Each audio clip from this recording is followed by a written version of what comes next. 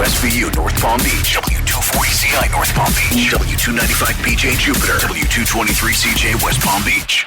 Welcome to Earl Stewart on Cars with Earl and Nancy Stewart, Stu Stewart and Rick Kearney. Reach them with your questions at 877-960-9960. And now, here's Earl Stewart. Good morning, everybody. My name is Earl. I'm a recovering car dealer. You're listening to Earl on Cars, and we're a show about how not to be ripped off by your car dealer, whether you're buying, leasing, maintaining, or repairing your car. This is a kind of how to do it show. We're on the True Oldie station, but we're not going to sing to you. We're going to talk to you, and hopefully you'll talk right back at us. Matter of fact, that's a big part of the show. And just from the get-go, let me ask you to call 877-960-9960. That's 877-960-9960. And if you'd like to text, some people prefer a little anonymity. You can text us. Don't have to use your name. And that's 772-497-6530.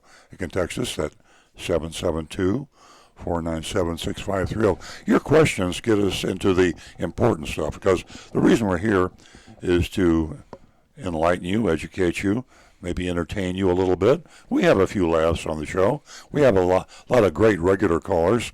We'd like some new callers. I'm in the studio with a group of people. Just don't think you're listening to Earl Stewart by himself. The introduction made that clear, but Rick Kearney is sitting on my right. Rick is a certified diagnostic master technician. That's a mouthful, right? He's been in the business a long, long time, but he's evolved and changed kind of like I have. He's evolved and changed mainly to get into the digital revolution, the computer revolution, cyberspace, and all that kind of stuff, because cars are rolling computers. And Rick Kearney is a computer auto scientist who can answer any of your questions about why your car has a problem. Unusual noise, lights coming on, buzzers, bells, whistles. Cars are very complex today, and Rick Kearney can help you navigate that complex field that you have to go through, particularly when you buy a new car. I can't understand half the buttons on my car, and I'm a car dealer, in full transparency. And sitting next to Rick Kearney is Nancy Stewart. Nancy Stewart is my wife and my co-host. She is a female advocate. One of the most important things she does on the show is talk to the ladies out there, because we're trying to get a balance, 50-50. We're almost there. And to encourage you, Nancy, tell them what we do to encourage them to have more ladies call the show. Well, good morning, ladies and gentlemen, and welcome to Earl Stewart on Cars. And I'm here to let the ladies know that the first two new lady callers can win themselves $50. Just give us a call, maybe with, your car, and maybe you needed service, maybe you need to ask Rick a question, anything at all. Earl, Stu, myself, just call, $50, and maybe just say hello. And I wanted to mention that a couple of weeks ago, I missed the two, I think, lady callers, and I'd like to let you guys know that you can give me a call, or you can email me, whichever is easiest, Nancy S. at estoyota.com. And I'll make sure you get that check. Yeah, we apologize for that. We just dropped the ball. It was about 3 weeks ago. Yeah. And we lost the names and the phone numbers. But if you didn't get the $50 and we told you you're going to get the $50, please let us know, and we will remedy that immediately. I apologize. Yeah, we all do.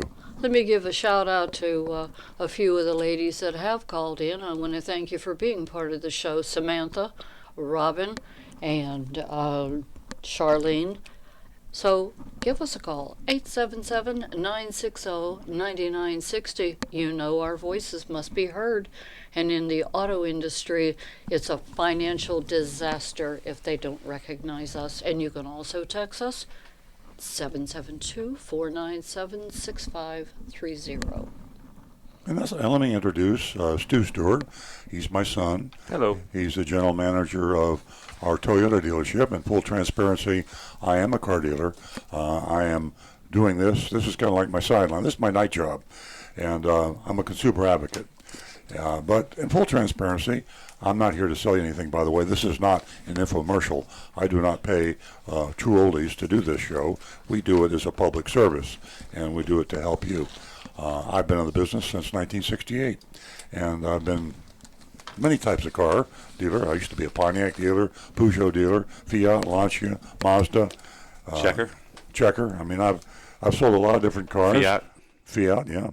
And I've evolved over the past 50-plus years into what I like to think is the way cars should be sold. That's what we're talking to you. But the good thing about me being a recovering car dealer is the fact that I know all the old tricks.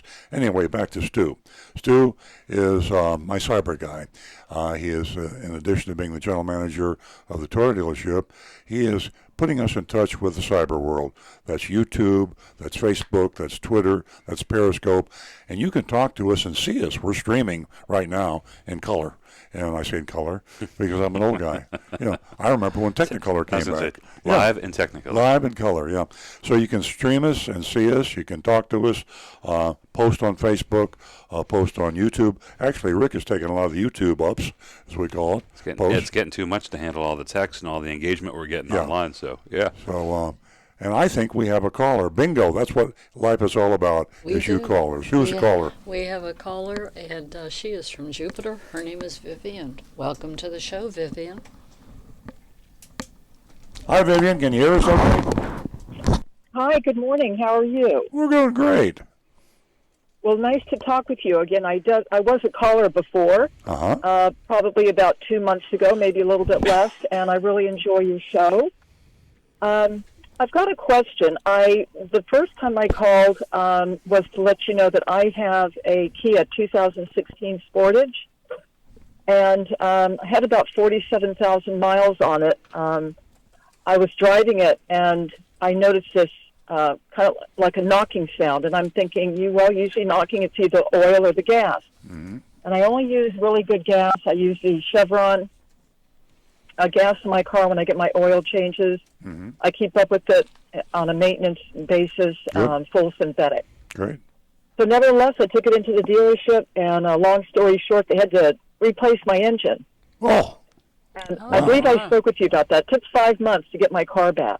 Was it under warranty? They didn't want to pay for my battery. The battery, when I drove the car home the next day, the car wouldn't start, and then I went back to them and I said, it looks like I got a dead battery. I had to go purchase a battery. Well, they're not going to pay for it.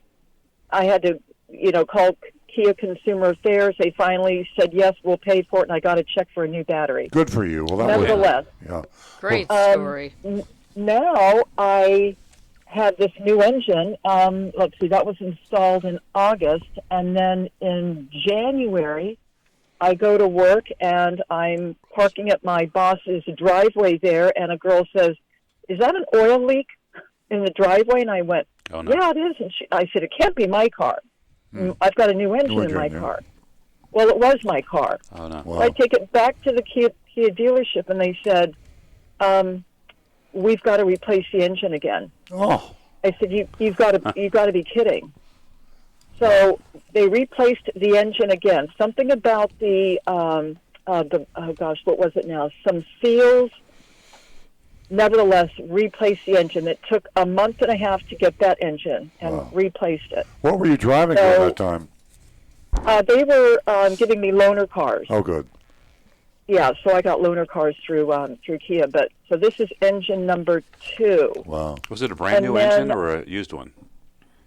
I'm sorry, what was your question? Did they put a brand new replacement engine in, or did they do a used one? That's what they told me. I mean, that's what they're telling me, is they had to replace my engine with a brand new one. I said, oh, boy, don't tell me 5 months now. And they said, no, it's not going to be 5 months. It's going to be a little bit less than that. I don't know, probably about a month, I think it was. And so I went in for that. They just had to work on my engine again. And this time they rebuilt it. Oh. Wow. So I don't know what my recourse on this is. Do I have any recourse? How long have you owned the car now, Vivian? I bought it brand new in 2016. I believe it was around September of 2016. Yeah. Paid cash for it. It only had like 145 miles on it, something like that. The problem is, and this is one of the things that's wrong with our Florida lemon law, or all lemon laws, is that it's only for during the period of time the car's under warranty that you can use the lemon law.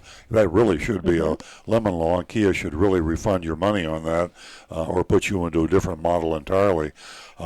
That's an interesting question. That's one of the worst. I've heard a lot of horror stories. Yeah. That's one of the worst I've heard, and I've been in the business a long time. I would check with an attorney, an attorney that won't charge you for a consultation. I know that Cersei Denny, Barnhart Chipley, Jack Scroll, I use him, one of the best attorneys in Florida. You could call a good attorney, describe your situation, and say, can I discuss this with you with no charge to see if I have a case? Okay. But I'm surprised that you've been this patient. You must live in fear every time you crank up that Kia Sportage as to what's going to happen next. Yeah. Yeah. But Absolutely. That's terrible. Absolutely. It's been a nightmare, and I am a very patient person. But it's just things are going wrong. My windshield wiper in the back, the fluid wasn't coming out in the rear wiper. So I took it to Kia, still under warranty, and they have to replace the motor in that. I'm like, oh my gosh. Vivian, this is Nancy. I'd like to ask you a question. Did you have any problems with your Kia when you bought it? No. First month? And you know what? I owned a Kia Sportage before. I had a 2000 Kia Sportage before, and I drove that thing in probably 160,000 miles. Yeah, so this and was that supposed... was the one I traded in to get this one. And no, I had minor problems with the 2007. Are you aware of any recalls? The recall I'm aware of is the engine. Yes, that I did get a recall on that, and they, again, this came after the first engine replacement, and it was something to do with the software. They had to do something with the software to alert drivers in the future if this was going to be happening to the engine. They could get it in for repair or whatever. What a horror story. I had to go in for a software update when they had that recall. Yeah, Vivian, Stu was just showing me a Consumer Reports rating on the Kia Sportage, and it varies from year to year.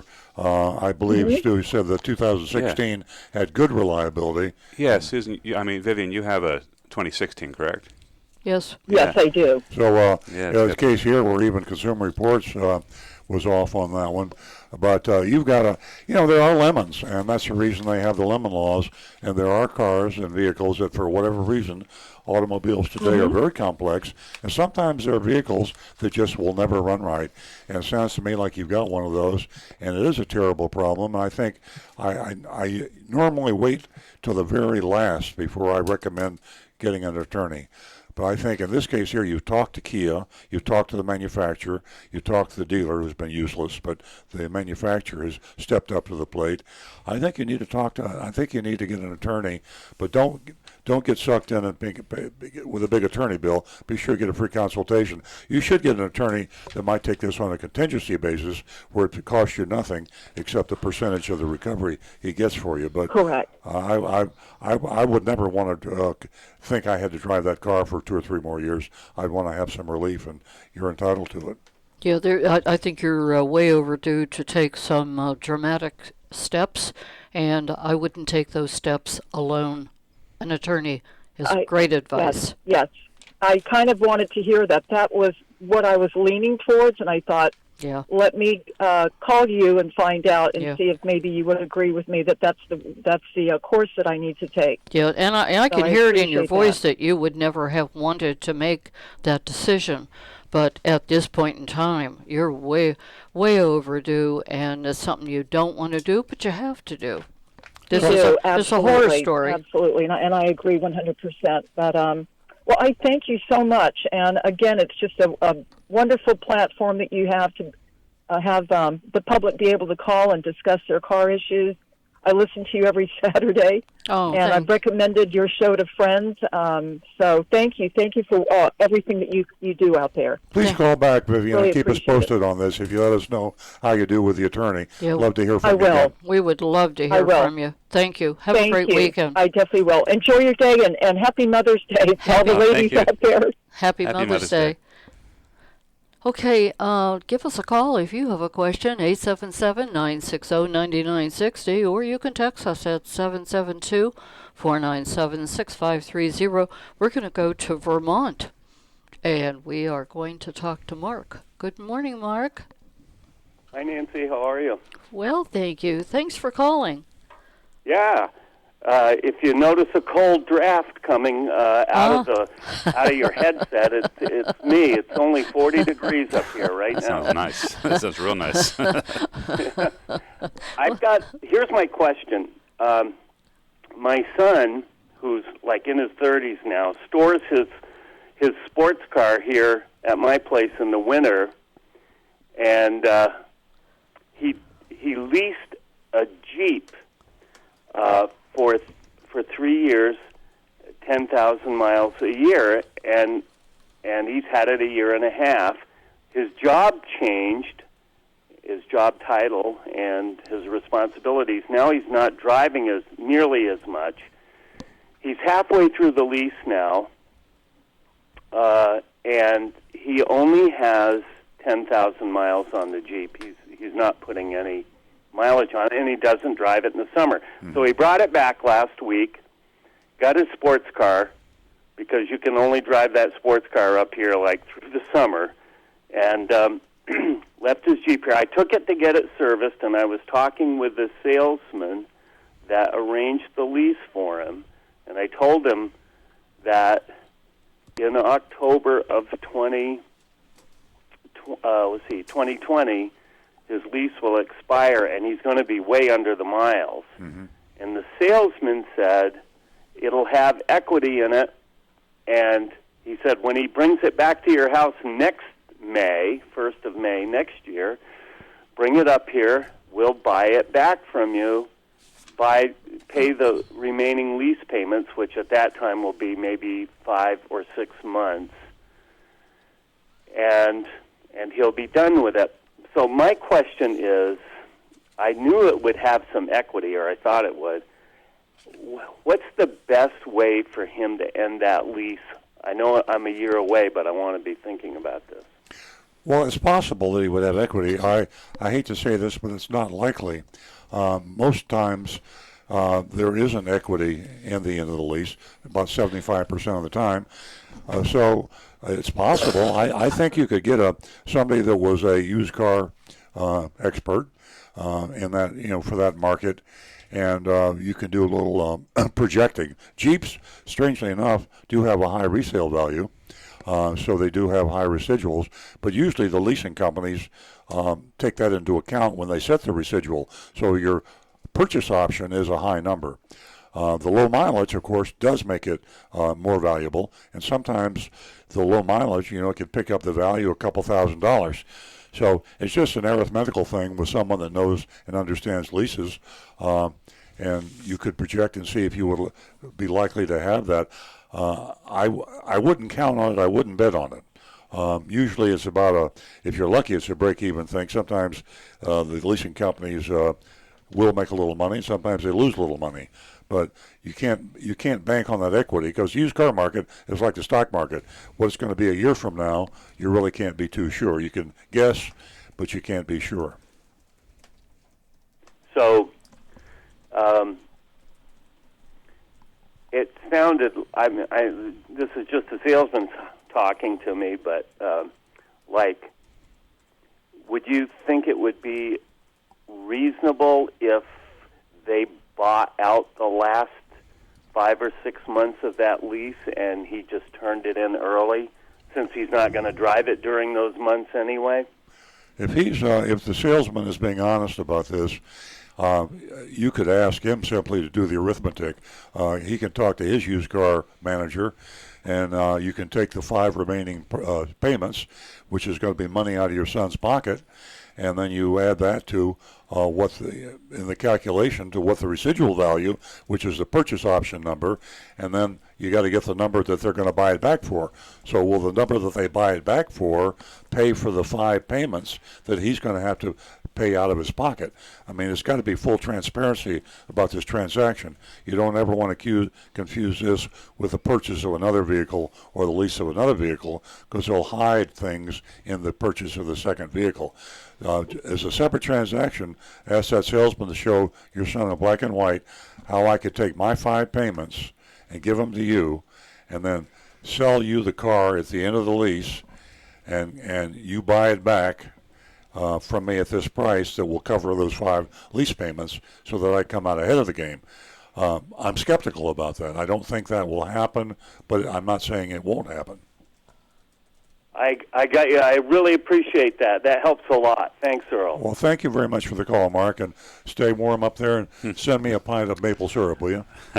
Hey, I will. I'll tell you, maple syrup this year was a little scarce. It'll be about a pint is going to cost you somewhere around the first payment on a new Tacoma. Wow. Well, then send us a pint of that Green Mountain Air, please. I will do. You guys have a great day. You Now too. that's what Bye-bye. I call a negotiator. Hey, thanks so much, Mark, and enjoy that beautiful weather up there. I don't know if any of us in the studio would like to deal with maybe 40 or 50 degree weather, but I know I would. I would. Okay, 877-960-9960, or you can text us at 772-497-6530. And thank you to our listeners. We do appreciate all of you tuning in to Earl every Saturday morning. Now back to the recovering car dealer.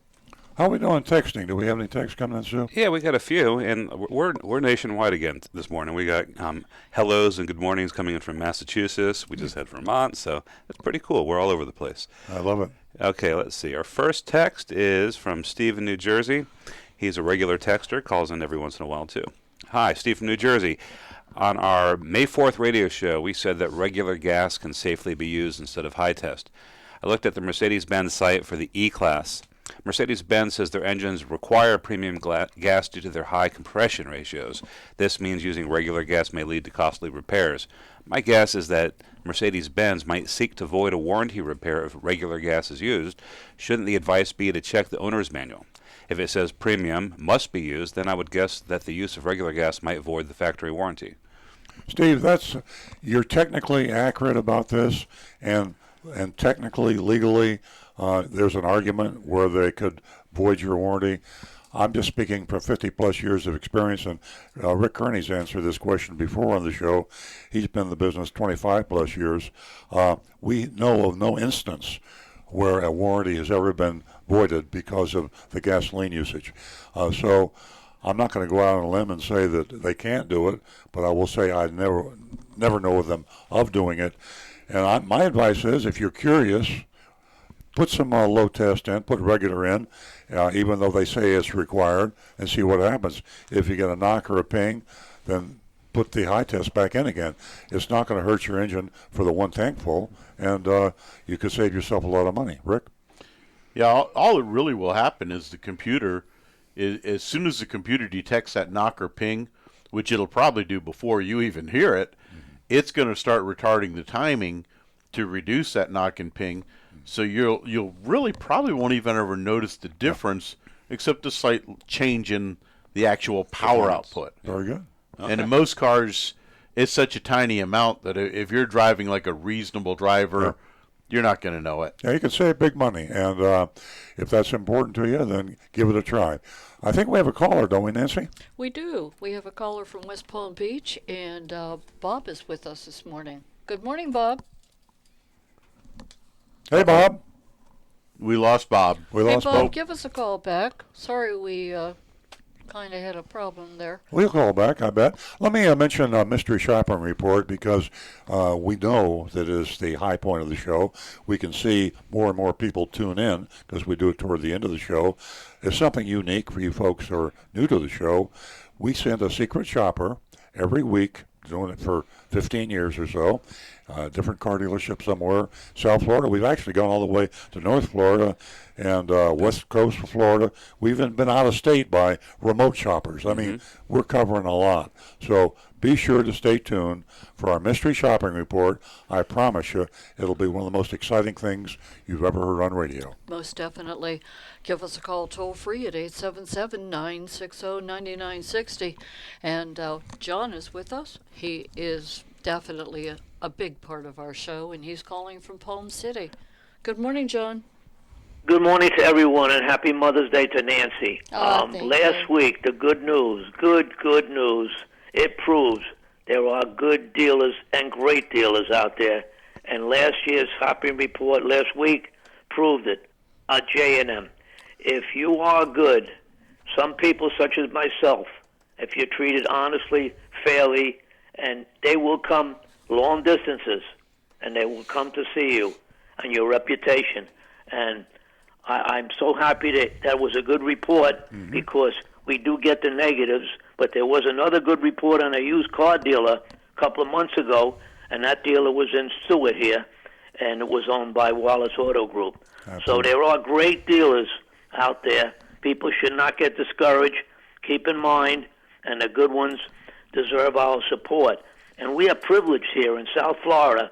We do have some of the largest dealers in the world. We do. Of the brands. One is Vista, BMW, Gunther, Volkswagen, and I believe Arrigo, Chrysler, Dodge, is the number one in the state of Florida. Yeah.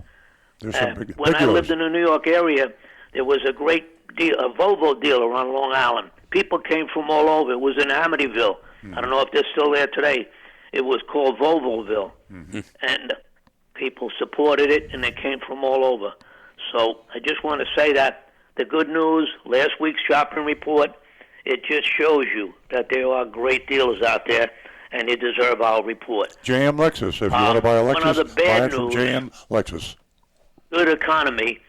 There's 7 million people in the United States that are late in their car payments. It's a record. Late on car payments means 90 days or more being late. Most of those people have low credit scores and are under the age of 30. So it's just keep in mind, payments on cars is very important. Repossessions will be up. They come after it. They don't let you keep the car. They have devices also that'll stop the engine from running. And it's very important that people keep up on their car payments.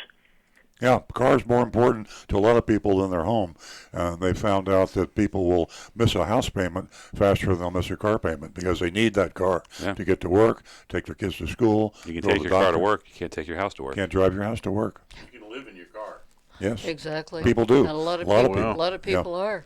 Finance companies and banks are being maybe too lenient on people. I don't know, but they're doing everything to try and get you to get into an automobile. Yeah, and the dealers are that's not responsible good news too. about the 7 million people. Exactly. Yeah. Well, Jonathan, Right? thank you Hang very up much. and listen. Look forward to the shopping report. Thank you, John. I appreciate that very much. And I think leniency is one of the major factors, but also the fact that there are, a lot of consumers out there that would rather buy a new car than a used car, and they can't afford a new car, and they can get a used car. Cars are lasting much longer. You can put so many miles on them, and it's a great investment. So you don't have to impress your neighbor by having a brand new car in your driveway. Exactly. Yeah. And you can't afford to make the payment. Exactly. And there's some good prices out there on used cars. Oh. If you do your shop and you find a certified late model used car, much better investment than a new car. I'd like to talk about something unusual. Nancy and I were both kind of interested in this article in Automotive News, the current issue of Automotive News, and we talked about it driving in to the show this morning. AutoNation, the largest retailer of cars in the United States, a lot of times you're dealing with AutoNation, you don't even know it. Stu put together a list of AutoNation stores in this market. I gave up. I was running out of room on my paper. Yeah, a huge amount. I mean, for example, most of your luxury car dealers that are owned by AutoNation don't have AutoNation in the name. Right. So Delray, Mercedes-Benz at Delray is an AutoNation store. Palm Beach Lexus is an AutoNation store. But you know AutoNation is huge. Here's what is affecting you, the consumer, to the largest retailer. AutoNation hasn't publicly announced this, but in the trade journal, Automotive News, there was an article this week that they have been methodically raising their prices. They've been raising their prices on all their cars. They've raised their prices about 10%.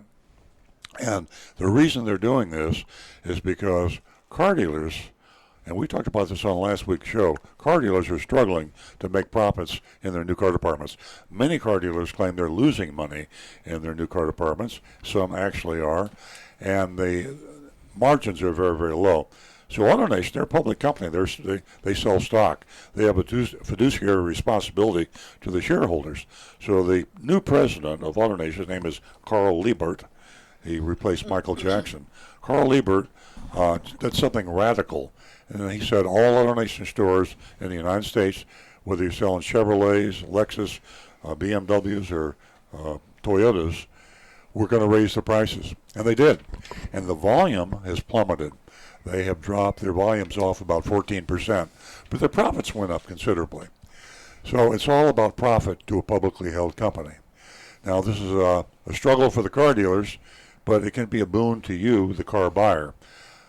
The point of my information here is if you're thinking about buying a car and you're buying it from an AutoNation store, be extra careful because they've admitted that they're raising their prices. They had to keep their stores profitable. So if you want to buy a Mercedes and you go to Delray Mercedes, that's an AutoNation store. I would shop a non-AutoNation Mercedes store. I'd go to a Mercedes store and shop and compare prices. Now that's not to say that maybe Delray Mercedes will give you the best price. They might. But the price that they gave you is going to be about 10% higher than it used to be.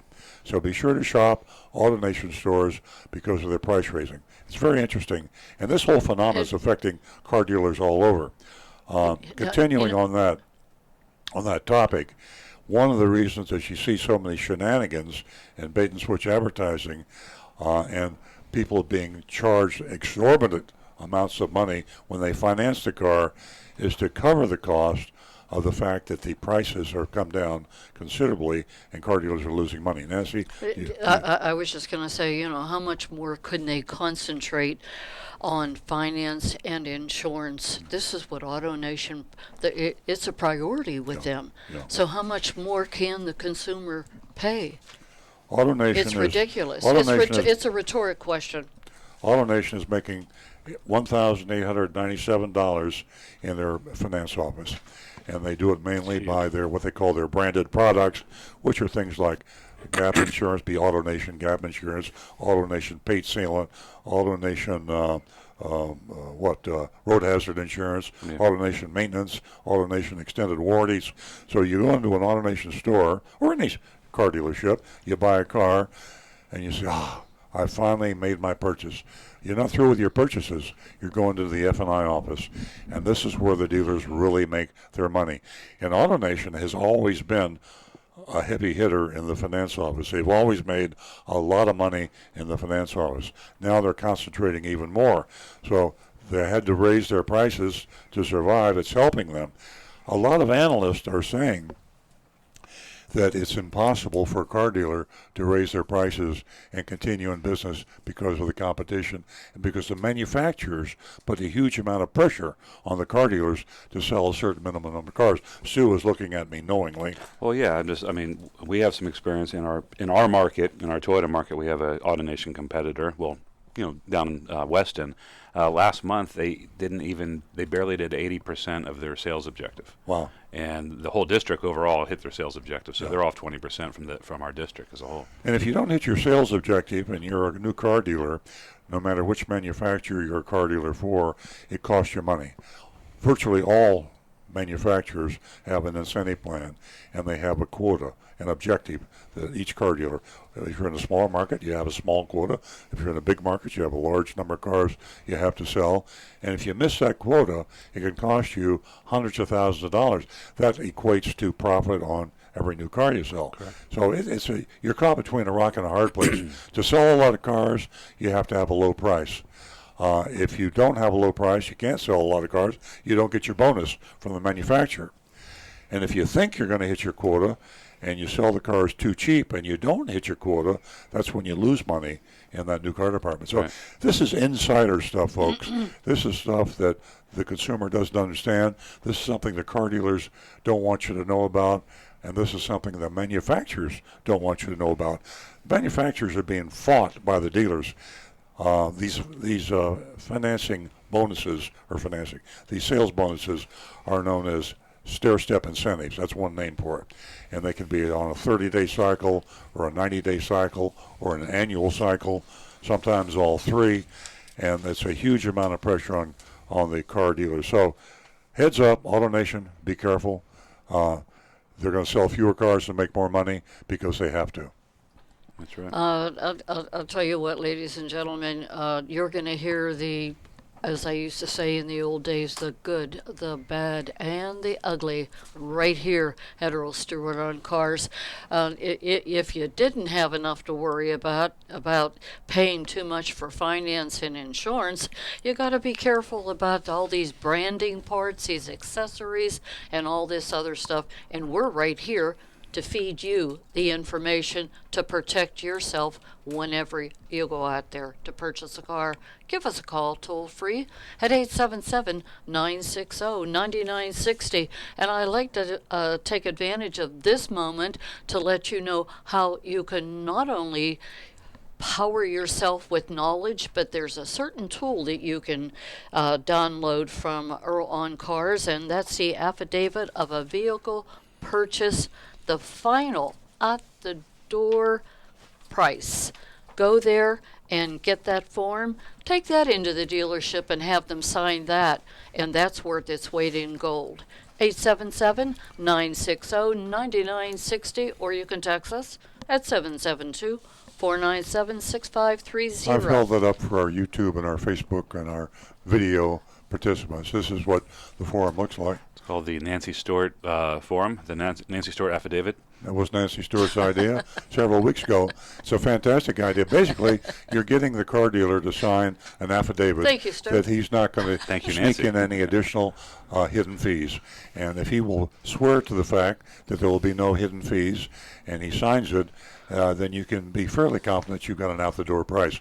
And you can download this, print it out, and have yourself a guarantee of a safe purchase. That's right. Go to earloncars.com, and on the right side you'll see these special links, and this is one of the links. Yeah, and guess what, ladies and gentlemen?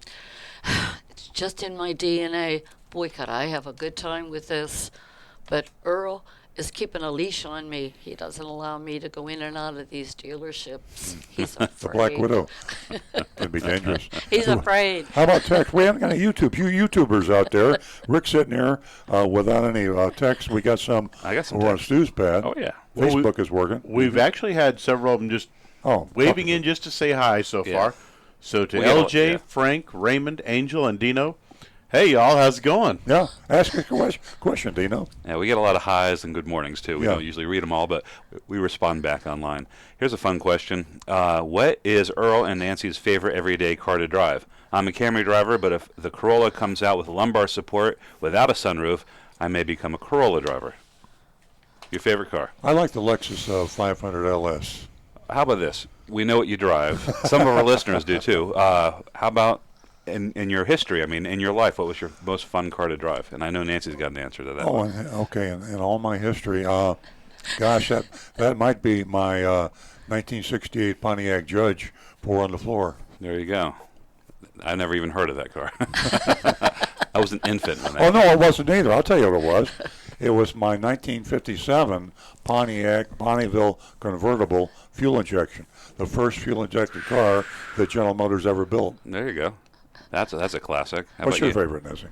Well, was Stu going to guess that my favorite Something car with a was? stick shift. I'm picturing you in the 70s, with In an my 8-track player. Right. My hair pulled up in a bun. Yeah. A GTO. Yeah. There you go. Another Pontiac. Mine was my first car ever. It was a Celica, 1982 Celica. It has an emotional attachment. Yeah. There's always that. Oh, that Celica. Oh, gosh, I remember driving that. Boy, why can't they bring back that Celica? Oh, I loved it. I know. And you? I remember my first Rick? car better than I remember my first girlfriend. My That's another show, my dear. Well, it was a different era back then. I mean, cars were, just emotional. You're not supposed to get too serious when you're a teenager anyway. Yeah, true. Yeah. Are you serious? Under our roof at home? Do you know how many times I hear about all of his girlfriends? Come on. Okay, Rick. My favorite was my 69 Chevy pickup that was rusted out. The passenger door fell off. Really? It had no bumpers, and Jeez. it had an engine and transmission in it that could whomp a Camaro. wow. Pretty nice. It looked horrible, this thing And it rolling did. down the road. And it didn't look like a threat, so you could But see. it would take off, and it would do a 16-second quarter mile. Wow, man. Hey, what was Rudy's? What was your favorite? And Jonathan, what was your favorite? Well, let's talk Yeah, about some. Yeah, we'll talk about some text here. Okay. This is interesting. This is from a texter in Atlanta. It says, I wanted to ask you if you knew about a website called The Red Zone. Steve Richards. He's a dirtbag that travels the country, the dealerships teaching car salespeople how to rip off customers. What do you think? Let's talk about it on air. Well, I did Google Steve Richards and Red Zone car sales. He's got a pretty big presence out there. He's got a YouTube channel. He's got a Facebook channel. And yes, I'm looking at his things. He's teaching old school car sales tactics, like how to overcome objections. I was just looking at his channel. How do you handle the I'm just thinking stall, and what to say when your customer says they need to shop around. So this is a total throwback to the way things. Well, they still happen, but Well, we see a lot of email like that. A lot of times I'll cut and paste those and put them on Facebook. But because I'm a car dealer, I get all these emails, advertisements about how to sell more cars, and some of them are just blatantly illegal, unethical, terrible. And it's just out. It's an industry. It's a thriving industry. When you look at the language he uses, so here's instead of how to handle when somebody wants to delay the purchase, they call it a threat. He says diffusing your prospects' shop around threat. That's the quote. The threat to shop around. That's new. I think we have a caller, don't we? We do. We definitely have a caller, but I want to announce to our audience that Jonathan used to drive a 70 Plymouth Roadrunner, and it was burnt orange. Nice. Yeah. Pictures, Jonathan. Put them on the video. I'll get to you later on Rudy's ride. We're going to go to Tina from Bonita Springs, and she is definitely part of our show. Good morning, Tina. Tina from Bonita. Good morning, everybody. How y'all doing? Great. Good morning. Good. Okay, I know that this has probably been said before, so this is, I guess, a repetitive thing, but the love bugs are out, and I know that last week you guys were talking a little bit about how you can protect your car.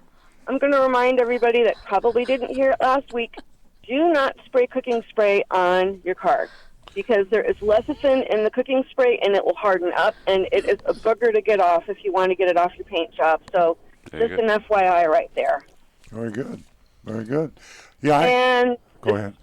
The second thing I want to mention is kind of a public service announcement thing, but we're really starting to get into travel season ever since Memorial Day weekend passed. Well, Memorial weekend is coming up.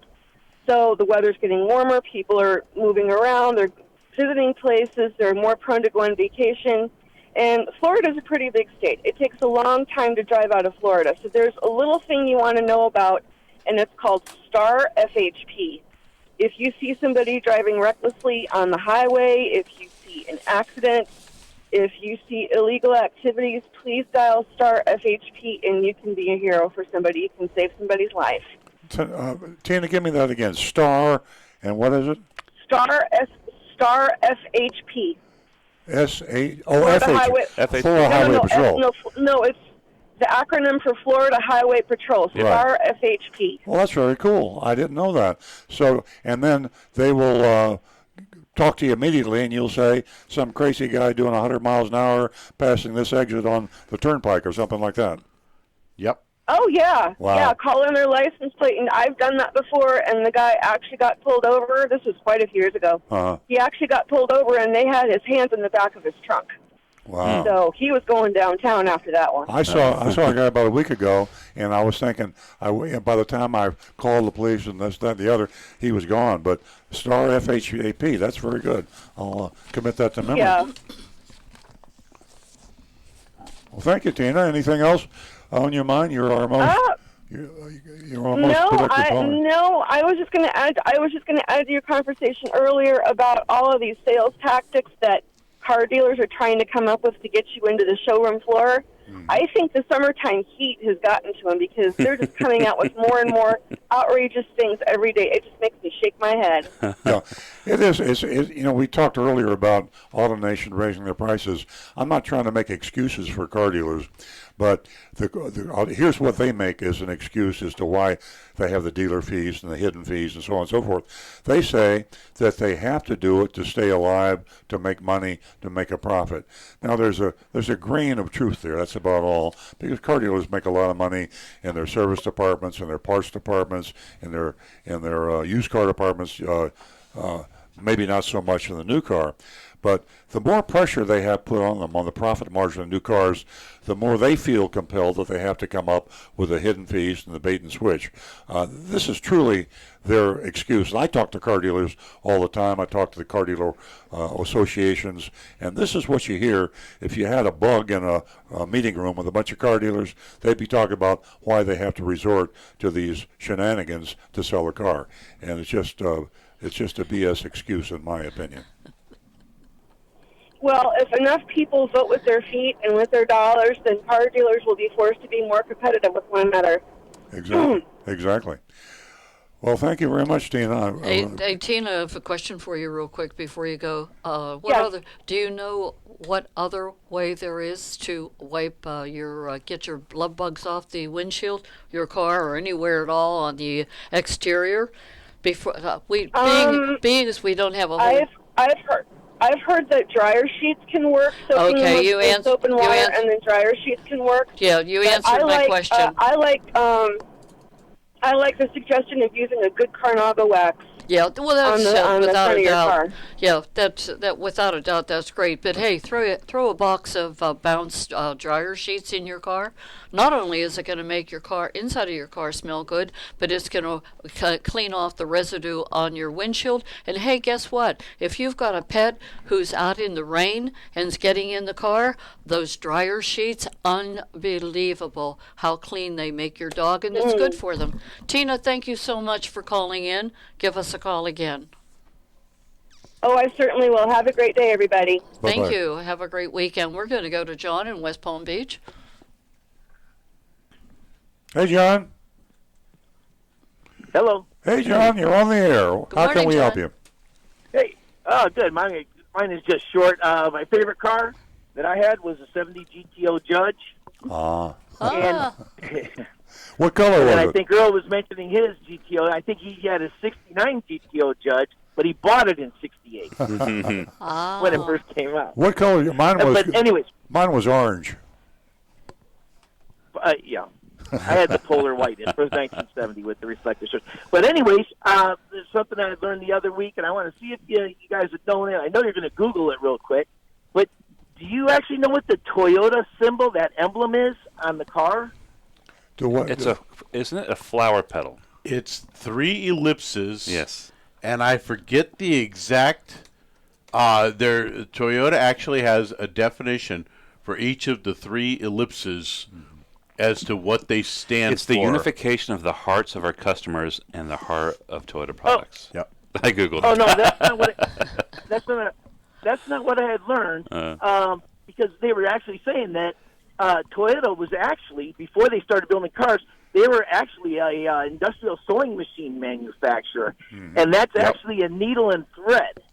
Loom. And that was the symbol that they used before they started making cars, because they were actually a sewing machine manufacturer. Well, that is true. And they that is kept true. that needle and thread insignia. That is true. They started out making a weaving or sewing machines. Actually, I think it's Ichiro Toyota actually developed this very special loom that was like an automatic feeder, so it was a much more efficient way to weave cloth. Right. Yeah. Well, thank you, John. That's good. That's Interesting. very Yeah, interesting. Yeah. Thanks, See you later. Rick. All right, take care. Have a good one. Yeah, I actually got a chance to see the actual loom on the trip I took to Really? to the Yeah, stay in Toyota's touch, John. headquarters, We love hearing from you and all the trivia you have to ask or to offer. And by the way, before we finish up our favorite cars, Rudy was driving a Shelby Cobra. Oh. I didn't picture that. I was thinking Volkswagen Beetle for you. 877-960-9960, or you can text us at 772-497-6530. Rick? My favorite thought where they were asking about Toyota was Lamborghini started out building farm tractors after World War II. And as the story goes, Ferrari was building these sports cars, and Lamborghini went and he drove one, and he sent a letter to Ferrari, and he said, hey, here's a couple suggestions for things you could do on your car to make it better.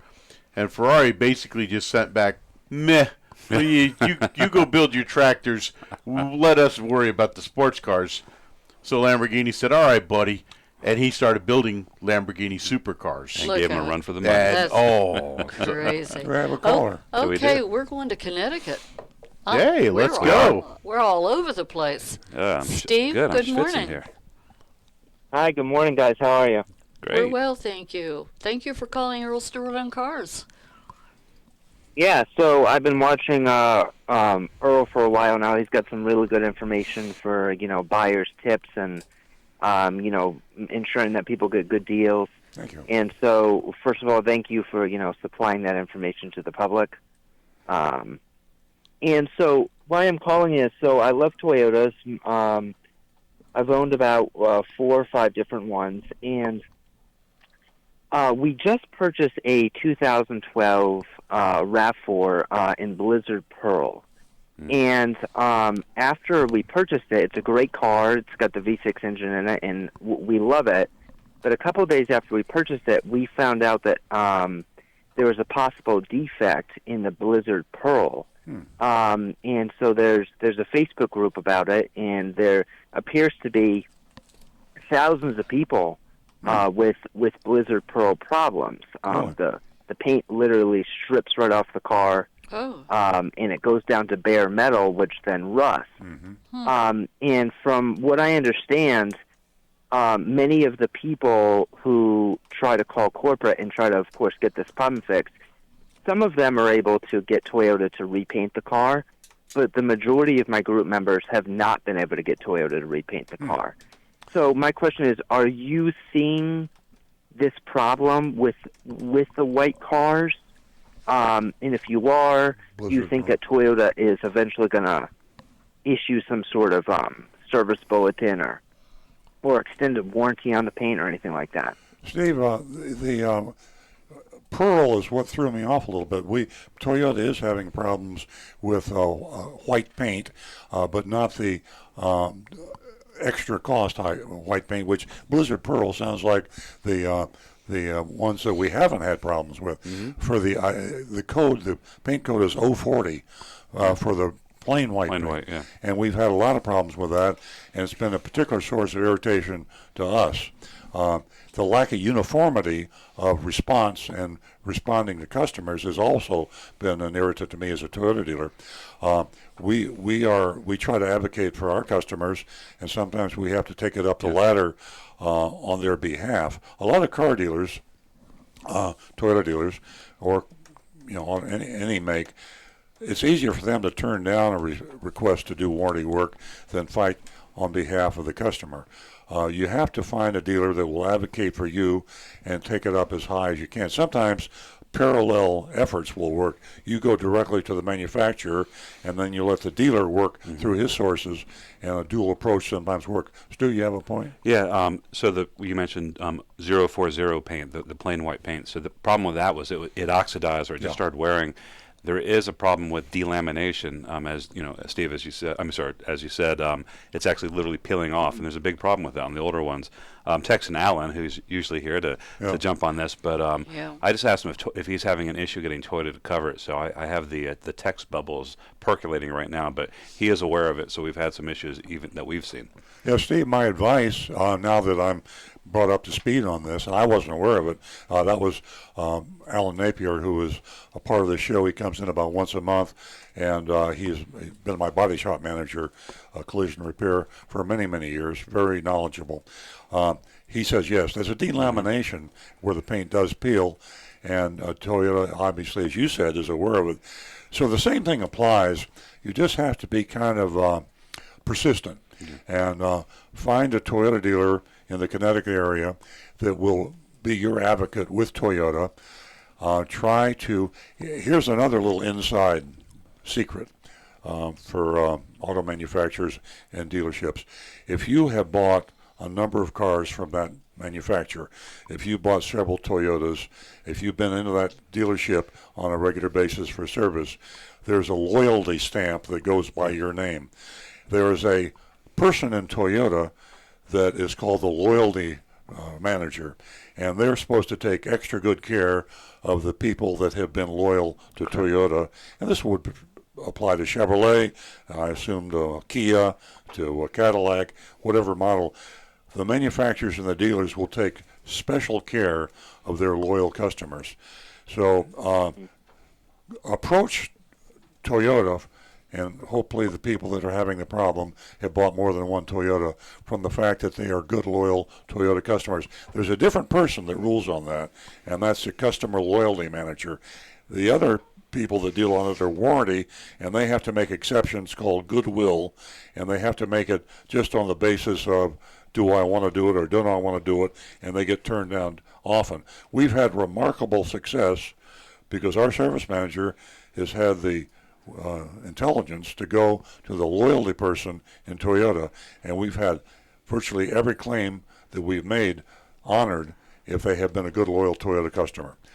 That's my best suggestion to you. I'd like you to check it out, try it, and then call us back if it works, or if it doesn't work, and I'll try to come up with something else.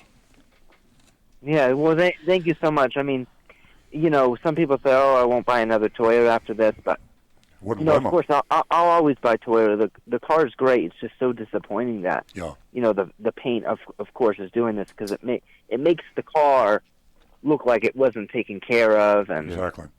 It just devalues it so much. But those are all good points. Thank you so much. If you can get the owner of the dealership, and I've done this on more than one occasion, if you can get the owner of the dealership up there, the Toyota dealer in Connecticut near you, to email to support you and send it up the line to one of the executives at Toyota, and just make a case for why. What I usually say is, Toyota built this car, the paint's defective, you admit it, your paint warranty is only 3 years, that shouldn't be long enough. A coat of paint ought to last a lot longer than 3 years, especially if they take good care of the car, garage, and wax the car.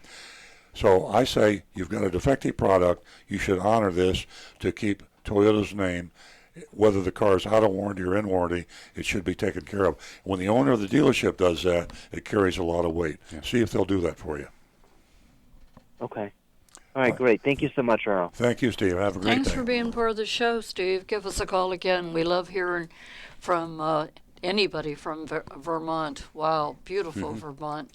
877-960-9960, or you can text us at 772-497-6530. And don't forget, you can go to youranonymousfeedback.com, voice your opinion. It's a great site. You are completely anonymous. We're going to go to Howard, who's been holding. He gives us a call from Jupiter. Good morning, Howard. Good morning. It's a pleasure talking to you. And Earl Stewart is the only person, the only dealership that would mention this manager loyalty manager, Yes. and goodwill. Yes. No other dealership would do it because they figure a lot of people would start complaining, Yeah. and they would be losing money. Yeah. So kudos. Toyota's Earl not crazy Stewart. about And I'm not plugging this. I'm not getting any money for this, but I just want to mention this to you because I've been dealing with Earl for many years. Okay, my question. Okay. I have a Camry with the white paint, 040. Now, there are two different types of white paint. There's 040 and there's the Pearl. Pearl. Right. 070. Which I think there's no problem with the Pearl of white. Am I correct?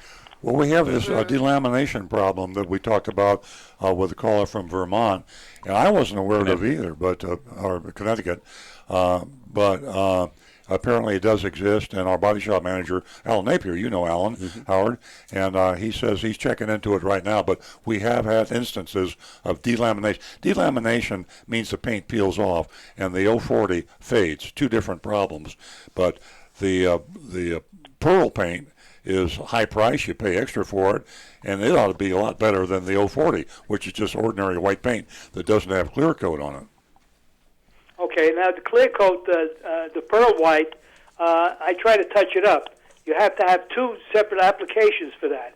You have to touch it up, and then you have to put the clear coat over it. It never comes out right. Right. But that's a story for another time. Here's my question. This is very important. I had my tire repaired in Costco, and I asked them to put a plug, not a plug, I asked them to open up the tire and patch it from the inside. And Costco said because it was at the edge of the tread near the sidewall, they could not do that, but they plugged it, and they assured me that it's safe. So I want to speak to Rick to see how safe that tire is. I would replace that tire at your earliest convenience, if not sooner. Truth be told, plugs are old school and not a very safe repair anyways. The best repair is an internal patch, and actually the absolute best repair is what's known as a plug patch, where it's a patch put in from the inside that actually has a small plug that seals the hole up all the way through the thickness of the tire. Now, Costco told me they could not patch it because all the way over to the sidewall, not on the sidewall, where the tread ends at the sidewall. They said it would be impossible to patch that because the curvature of the tire. And that part is not correct to you. That part is correct.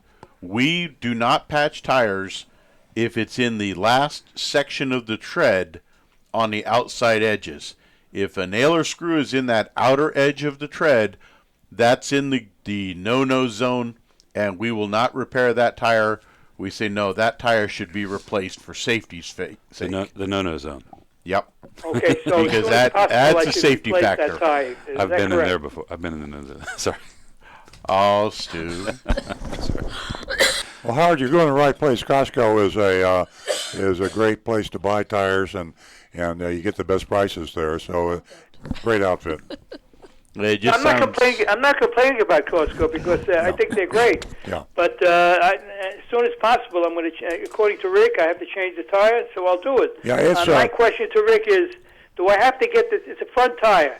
Do I have to get the exact same tire that I have on the right side and put on the left side? The exact same tire, or can I have a different tire, a different make?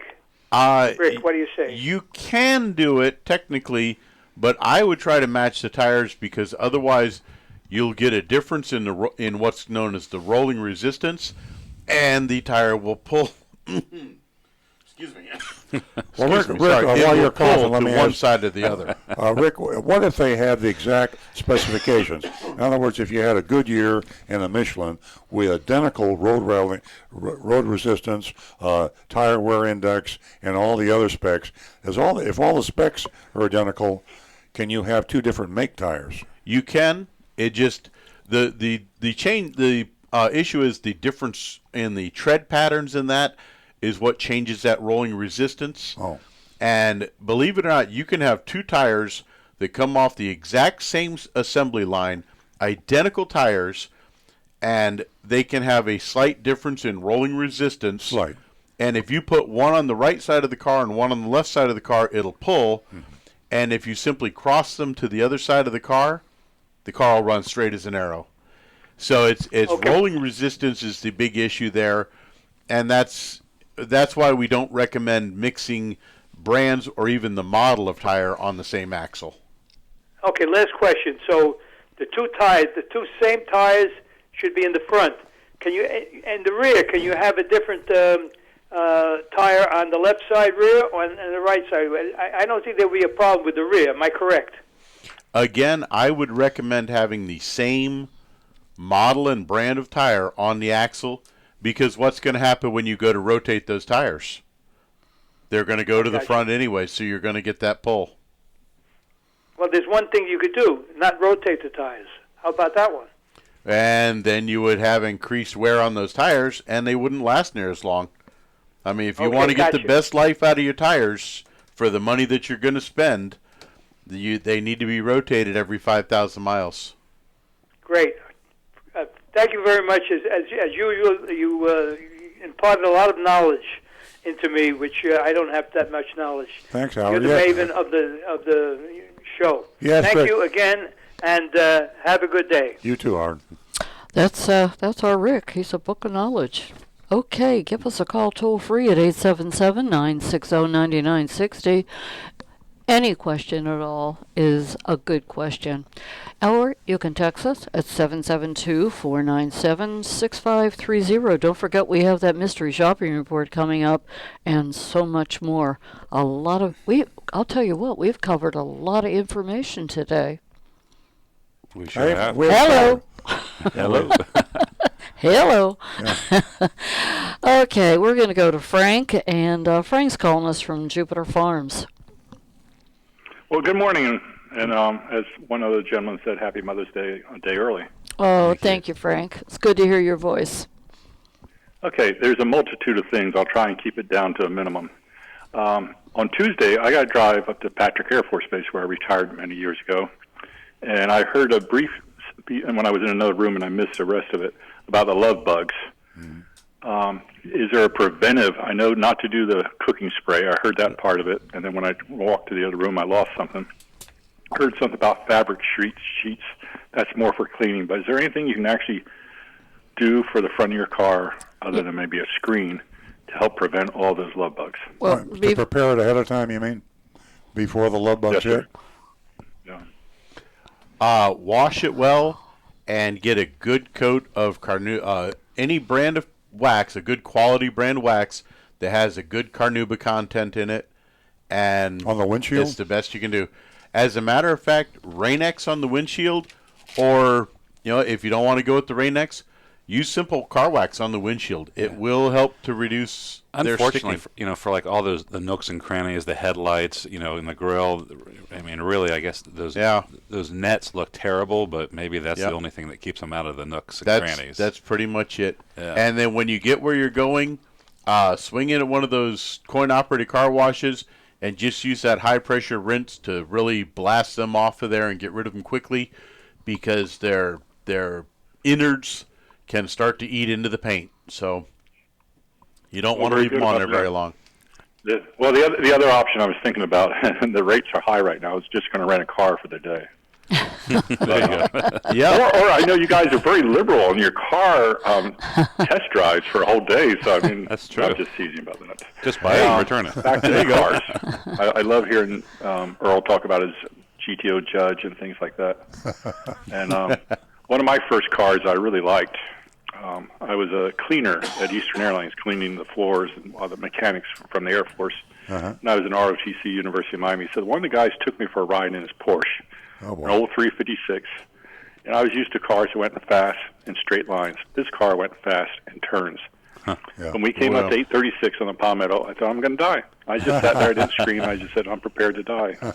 And when we lived through that turn, I go, wow, that's a different feeling. It is, isn't it? And I treated myself. My first Porsche was a 70 911T with 6 carburetors. You try and psyched up with the unison. By the time you had the fifth one going, the first one was out of line anyway. I was at Air Force in Duke Field, and I treated myself to a brand new 911S off the showroom floor. That was probably my neatest car. The That's a good visibility one. out in front, the cornering. Once I learned how to drive it, once that you never let off. But anyway, enough for cars. Another thing, I just came back from Italy, and I saw the coolest little Toyota, and I was trying to get a picture to show you because it was the smallest Toyota I ever saw. Mm-hmm. The best description I have, and you're going to love this, is absolutely comical. The color was blue. Wow. What type it was, I really don't know, but obviously they got different cars over there. Smurf blue. And yeah, I know. But I'll try and find a picture sometime. I wanted to go to a car dealership to see if they had dealer fees like we got here in the States, but that didn't permit. Wow. In Japan they sell cars door to door. 1 million euros. They knock on the door, and it's a completely different system in Japan, the way cars are sold. Yeah, no, it's the one thing that really obviously struck me again because I haven't been there for a while. It's the price of the gas. It was well over $8 a gallon. Crazy. But, yeah. And it's sold by the liter. The story about the Lamborghini and the Ferrari, very true. Mm-hmm. Many years ago, I was at a farmhouse buying some cheese. The Parmesan cheese up there is fabulous. And you see this guy in his coveralls and, this and that. And somehow we were talking about cars. He said, "You want to see my car?" You go in the bar, and he has a nice, beautiful Lamborghini sitting among the hay bales. And they like their Lambos, and they all obviously like their Ferraris. But that's a very true story about the deal about tractors and stuff. Frank, do you know who owns Lamborghini now? I don't. Chrysler. Yeah, if you want to have some fun, pull up alongside of a Lamborghini at the stoplight and say, "Hey, that's a nice-looking Chrysler you're driving." Whoa. Hey, Frank. But, you're killing me. You're in Italy. You're talking about Parmesan cheese. I'm checking out. I'm not going to do the rest of the show. I'm going to go get a pizza. Hey, where were you in Italy? That's not a bad idea. We flew into Milan for a week, and then I had my heart be still. I do metal detecting. I sell metal detectors, and I help people find their lost rings and keys on the beach. And was the company that makes the machine is called Mine Lab from Australia, and they had their convention last year in Arizona near Phoenix at a Sheridan Ranch, 400 acres with horses and coyotes. This year it was in Sardinia. I have never been to Sardinia. Wow! Oh my goodness! Beautiful. You got to put that on your bucket list. I am going to change my job description. Frank, I didn't hear you say anything earlier about these laundry sheets that they use for the love bugs, but that's one of the, more efficient way to get rid of them and the residue. Frank, thanks so much for calling. We love hearing from you. Okay, no problem. We'll chat later. You have a nice day. Thank you. You too. 877-960-9960, or you can text us at 772-497-6530. Got some text here. Wonderful. And we got some YouTubes too. Yep. Yeah. It must be the humidity. Maybe it's the temperature, but every question is about love bugs. Oh, jeez. And we have to answer Anne Marie. Anne Marie is our longtime regular texter. She says, "Good morning. Happy Mother's Day, Nancy." Happy Mother's Day. It is love bug season. So she has several questions. Number one, and I think we've addressed some of the things, but we'll just move through it quickly. If you use a dryer sheet to knock off the worst of the love bugs right before washing, could that harm the finish? I think the consensus is no. We're okay with dryer sheets. Okay with dryer sheets. Yeah, can I give my little trivia on love bugs? I didn't know this, but Rick said earlier the innards of the love bug eats away the paint. Yeah, it's very Not acidic. True. Not true. Really? No, it's the innards of the love bug are no problem. The bacteria that attacks the innards of the love bug after the love bug innards have been pasted on your car for a while. So if you wash it off anytime within a few hours of the incident, you have no problem. So that smell is... When you let it sit there for a day or two, that's the bacteria that come up to eat the innards that also eat your paint. Right. So if we could get some love bug antibiotics into probiotics. That would solve it. Probiotics. There we go. There you go. Okay. I'm really grossed out now. Next is waxing the car and washing the bugs off promptly helps protect the paint, but what can be done to protect the windshield for better visibility? Would Rain-X help? And yes, it will. So try some Rain-X. Rain-X is a miracle product. Should a driver carry a gallon of windshield wiper fluid to clear those nasty smearing bugs? You know, I got to say, I think I'm an overuser of my window washing function in my car. That can't hurt on a trip. So, Nope, yeah, definitely definitely can't hurt at Throw a all. couple I have gallons one in in the my trunk. Yeah, if you got room for it, put it in the trunk. There's an idea for an after-sale product.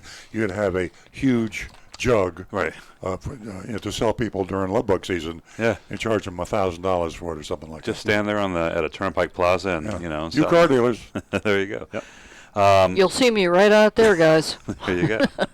And then Amory chimed in. She said her most fun car to drive was a Fiat Spider 850 4-on-the-floor 2-seater convertible. I had one of those. Did you? We used to sell I was a Fiat dealer, yeah. That's right.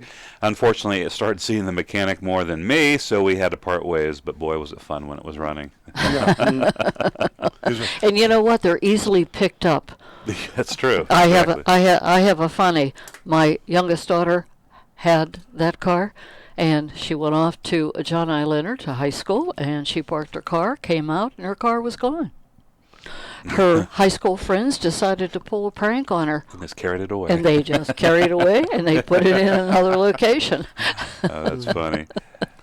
Okay, so we have Linda, who is one of our top fans, and she's there every single week. She just wants to chime in. She says, I love my Oldsmobile Cutlass Supreme Burgundy with white and tan, 1975 Cutlass Supreme.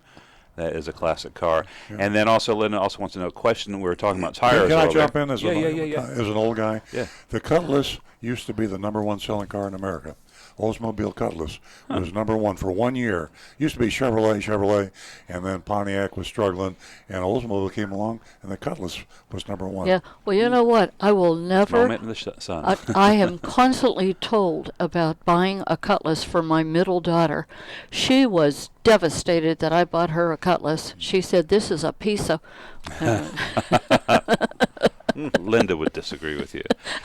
Linda, we were talking about patching tires and all that. She wanted to know, what about Tire Kingdom for purchasing tires? It's a good place. Like all tire manufacturers or sellers, retailers, you have to be careful. Tire Kingdom threatened to sue me one time because I did a mystery shopping report on tire sellers. Who hasn't? Really? A lot of people threaten, Really? But you notice they never sue me. Right. They threaten because the truth is my defense, and I tell the truth. So the owner, I was very impressed. The owner of Tire Kingdom called me, and then he wrote me a letter. I had done a shop on a Tire Kingdom store several years ago, and the column got rerun. And since then, they cleaned up their act. I'd like to take credit for the fact that they may not have cleaned up their act had not I done the mystery shopping report. So I believe Tire Kingdom has cleaned up their act. But when you buy tires, you want to get an out-the-door price, just like you get an out-the-door price on a car. You want to be sure, okay, the tire costs this much. What's it cost to mount it, rotate it, balance it? What about road hazard insurance and all the other Mickey Mouse stuff? This tax, that tax. Say, if I wrote you a check for those 4 tires that I want to buy, what is the amount of that check? And you can divide that by 4, and that's what the tire costs. But they won't give you that. They'll just give you the raw cost of the tire. So buyer beware when you buy tires. That is true. All right, so I did the fun ones first. Here's one. In the end, this is from a guy named Fred, in the end, Earl actually charges more than other dealerships. I got a 2019 Corolla LE for $16,000 out the door. Go to his website, yours. You pay around $18,500. Well, that's what competition is all about. I don't believe that, but if it were true, then you should buy the car from the other dealer. And I put all of my prices online. We quote them on the telephone. Don't even have to come into the dealership. We have posted prices on all new used cars. So you take the car you want to buy from me, and then you compare it with all the other competitors, and you buy it at the lowest price. And if you can save $2,000 over my price, you should do it. It's called the free marketplace. Exactly. And that is your right as an American to shop and compare. I'm the only car dealer that will give you that right. So I got to be careful because I'm lapsing into an infomercial, and I apologize for that. But he got my dial up a little bit. Not exactly. And let me add to this. Those there hackers isn't. raise it up. I can I can guarantee this, ladies and gentlemen. Is there another car dealer who would share such transparency? You're infomercialing now. No, it's just being caring he's a for the wonderful man. consumer, caring for the consumer, and you out there, you have the control to go anywhere you want and purchase a vehicle. I'm just sharing transparency. Pull yourself together. We love you, Daddy. Okay, we're gonna. You wait till after this show. You wait. Okay, how are we doing on the text? We're good, but we got Dave and Boynton's on the line. Yeah. We're gonna go to Dave and Boynton. Hi, Dave. Hey, good morning. How you doing? We're doing good. How you doing? That's good. I'm doing pretty good. I was just wondering, you guys, are you at the dealership? Is all the construction work pretty much finished, or you got more to go? Yeah. Yeah, it's almost finished. Almost finished. We hope. Oh, okay. Yeah, it's been going on a long time. That was a week, yeah. Oh, go ahead. No, we're all done. We're just putting furniture in right now, so yeah, we just got a few details. Yeah. The finer points. Is there any chance if you got radio listeners or customers that were interested, are you guys going to have any kind of a walking tour to show what's available now or anything like that? I'll take you out tour anytime. I can't wait. Yeah. Wait till the 22nd of May, because that's when our giant 1,000-gallon fish tank. Right. We have a fish tank that is so tall it reaches to the ceiling. You can bend over and walk in and get inside the fish tank and see all the fish. 1,000 gallons, the world's largest fish tank, and it'll be installed on the 22nd. That's right. We guarantee you an exciting tour. It's called an aquarium, actually, but we're calling it an aquarium. Right? Yes. Yeah, that sounds good. One other quick question, because I was listening last week, and I was just making sure I was hearing you correctly. When your salespeople, speak to customers, do you guys have a no haggle and no dickering format, or do you just have one set price from the start, or how's that go? Yeah, Dave, we put our lowest price on every car, market on every car. We put it online on every car. Our out-the-door price, we only add government fees. There's no hidden fees. You got to pay sales tax and license plate. That's it. So we encourage people. We realize we're not always going to have the lowest price. We had a caller or a texter earlier that said he found a car at a much lower price, and I said, more power to you.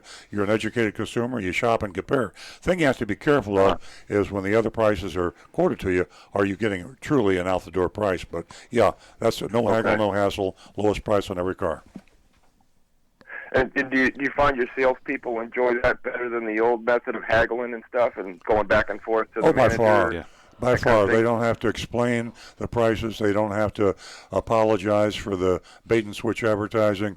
Our mystery shopping reports, almost every week we have a salesman that says, I'm sorry, but that's not a price you really can pay. That's a price to get you to come in. This is what the price really is. So it's a lot of pressure on the salespeople trying to explain away their... Yeah. Oh, yeah, that's what I was thinking. Yeah, the only other comment I just wanted to make was that there's a billboard across from Hobby Lobby on North Lake Boulevard with saying you guys have the best-rated new car department and sales and service department, a service department rather. Yes. Which is pretty impressive. So congratulations on that. Yeah, that was a Palm Beach Post survey that surveyed all the. Yeah, that was quite an honor. We're very proud of that. Yeah, well, I'll definitely take you up on stopping in after May 22nd and take a look. So. Look at the Thanks fish. so much. Mm-hmm. Check the fish out. Thank you, Dave. Yeah, we're also getting Google photographers to come through and do like a 3D walkthrough as soon as everything's in place, so you don't have to drive to the dealership. Everything's online. How did this show turn into an infomercial? It'll be great. A virtual tour. Well, I'm going to have to pay the radio station. I'm going to raise all our prices for this airtime. Okay, let's get back to business here. Hey, it's free speech. Well, we do have one more question on the topic. Linda on Facebook wants to know if you are getting in the fish tank with your Speedos. No, I'm going to answer for Earl. That's not going to happen. I know Linda. No. Linda's a Facebook friend, and she is always goading me into embarrassing myself. Okay, I have something to say. Linda's an instigator. Yes. I'll tell you what I'll do. If you'll give $5,000 to Big Dog Ranch Rescue, I'll get into the fish tank in my Speedo. How much water do you $5,000 to Big Dog Ranch Rescue. Okay, well, hold on a second. We're going to have an auction. $1,000 isn't going to do it. It's going to take a whole lot more I than said that. 5,000. 5,000. That's peanuts. Okay. We'll have an auction. Okay. We should have an auction. Let's move along. $50,000. We're caught up. We're good. We're caught up. But we have some YouTube stuff. stuff. Some YouTubes here. Well, Rick says, "What the heck? Oops. I'm just hanging on. That's all. What's going on here?" Raymond is asking, how long has Earl and Nancy been married? 17 years. That's confidential. I'm going to take off my ring here. Okay. We've been together 30, You're and coming up on we've your been married 16 for years. 2 weeks. I can tell you, you don't have to check your ring. 16 years. Okay, 16. Yeah. Thank you, Stu. I'm not good with dates. Thanks, Stu. The reason I know, I've been married 17 years.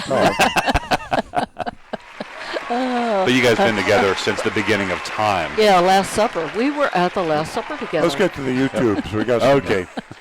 Dino is asking, he says he was looking at a new Lincoln MKC for his wife, but he says he's heard they have issues with the EcoBoost motor and wants to know what would we recommend as a luxury small SUV. And just as they're commenting back and forth here, Angel also was stepping in to say, hey, he says he's owned a 14 Ford Escape and a 17 Escape and had no real issues with the 2.0 EcoBoost engine. Says he's now in a 19 Edge with a 2.0 and hasn't had issues. But Dino has said he's seen quite a few horror stories on the internet about the 2.0 turbocharged EcoBoost Ford motor. So he's wondering, is there a small SUV that we would recommend as a luxury vehicle? Lexus. I like the Lexus RXs. Consumer Reports likes them. That's even more important. They rank Lexus the #1 luxury car, and so you can't go wrong. I'd be nervous about a Lincoln luxury car. I mean, buying a Lincoln. I'd be nervous about a Cadillac, to be honest with you. I trust a Lincoln more than a Cadillac, though. Yep. I'd say so. But you can't go wrong with Lexus. Or I would say maybe even Infiniti. So our consensus pretty much Lexus or Infiniti, maybe Acura. Acura too. Yeah. Acura, I think, Acura being a Honda product, I think they make a fantastic quality vehicle. Yeah, #1 luxury car per Consumer Reports year after year after year is Lexus. Well, there we go. There you go. And let's see, my last one here. MAV just commenting to say, he says, last week he had asked us about an issue we had where his car was pulling to the side. He'd had an alignment done a couple times. It was still pulling. We recommended to cross his front tires, and he says that solved the issue. Fantastic. And then we have one other here. LJ says he was in the AutoNation showroom, was looking at a car, and he says they told him that they had 3 people in the showroom looking at the car he was looking at. So you kind of wonder about AutoNation if that would make 4 people looking at the same car. He doesn't say whether he bought it or not, but he was looking. AutoNation, as we said earlier, has announced to their stockholders anyway, and the trade journals, they haven't made a public saying about this, but they've raised their prices. You won't ever hear an AutoNation car dealer tell you that, but if you're buying a car from an AutoNation dealer, and chances are you might be because they're the largest retailer of cars in the USA, you're paying more money. AutoNation said enough is enough. Our profit margins are too low. We have a duty to our stockholders to make a profit. And they actually accepted the fact of selling fewer cars at a higher price. So beware if you're buying from an AutoNation store. Great advice. Excuse me. Ladies and gentlemen, don't forget that you can go to youranonymousfeedback.com. We'd love to hear from you if you'd like to share any of your suggestions, opinions, how we can make the show better, whatever. And you do remain anonymous. youranonymousfeedback.com. And don't forget to pick yourself up a copy of the Consumer Report. Been a lot of questions about a lot of cars and their popularity.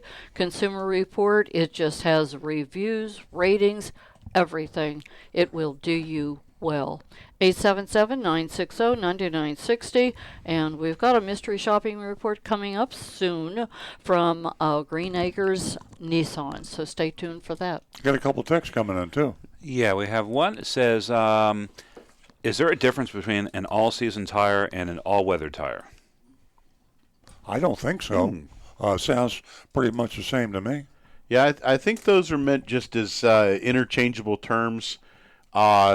And those are more for southern states, areas where we don't see the big drastic changes, like up north where a lot of places you need to switch to your winter tires versus summer tires for some of those really bad winter months. Yeah, I agree with you. Boy, it was nothing like it. Everybody was talking, oh, I got to switch to my winter tires. The snow's come, that kind of, like yesterday. Those studded snow tires. Yeah. And never had to deal with that. How about those chains? Like I said, the answer is no. The answer is no. I never had to mess with the chains. Didn't ever mess that. Earl can't This appreciate Florida it. He's boy a finds this Floridian. an alien conversation. Yeah. All right, here's one. This is from Glenna in Waycross, Georgia, and it's a sad one. It says, this Mother's Day is a sad one for my family. We recently took the keys from my mom, and she resents me and my sisters for doing this. It's a hard part of life that we all have to deal with at one point. That's Glenna in Waycross, and that's true. It is a tough one. Hopefully, with ride sharing and down the road a little bit, autonomous vehicles might solve this problem. Uber. Glenna, if you're listening, Uber is just an amazing functionary kind of a thing. Get a lot of publicity. They had their IPO the other day. I didn't do so well, but it's a great service, and download the Uber app on your mom's smartphone if she doesn't have one. Get her a smartphone. One of the coolest things we've seen recently is Lyft, and they offered a subscription service. It's $299 a month, and you get about $450 worth of rides for them. Mm-hmm. And it's great for somebody who's just going to the store, back and forth doing errands. So look into that, Glenna, and it looks like a pretty good deal. And a lot of people don't even put 299 miles a month on their car. There are a lot of folks out there, elderly people. They go to the doctor and home. They go to Publix and home, and that's it. Yep. And they might put 50 miles a month. Yeah. And that Uber is perfect for them, or Lyft. Yeah. It's one of these things where it seems a little scary at first. A stranger. And I remember the first time we got an Uber, and it was a little strange. And you realize, this is normal. This is what people are doing. Yeah. Millions of people. Well, this is all great. Yeah. All great advice, guys. Truly it is. But my heart goes out for this woman. Yeah. Because when you have your freedom machine taken away from you, I don't know how I don't know how the kids are going to deal with it. And like the guys just said here about Uber, about Lyft, she ready for that? No, you're right. I don't know. It's going to take some time. What a sensitive topic. A sensitive subject. My husband, his uncle, he had his freedom machine sitting out in the driveway. He never used it. Uncle Charlie. But it was Charlie. right there. Yeah. It was right there. He knew it was there. And it just tears a piece of your heart out whenever you lose your freedom machine. Yeah.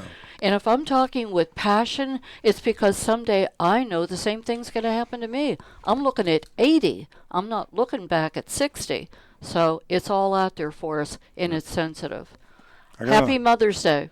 Hand them over. We got another YouTube here. Yep. Scott Anderson is asking, he says, I recently got an 07 Camry, and this one falls right in, with only 28,000 miles on a 12-year-old car. It's really low mileage, I know, so any special maintenance I should do since it's age and low mileage. And truth be told, I'm going to stick with the old standby. Get the factory recommended maintenance schedule.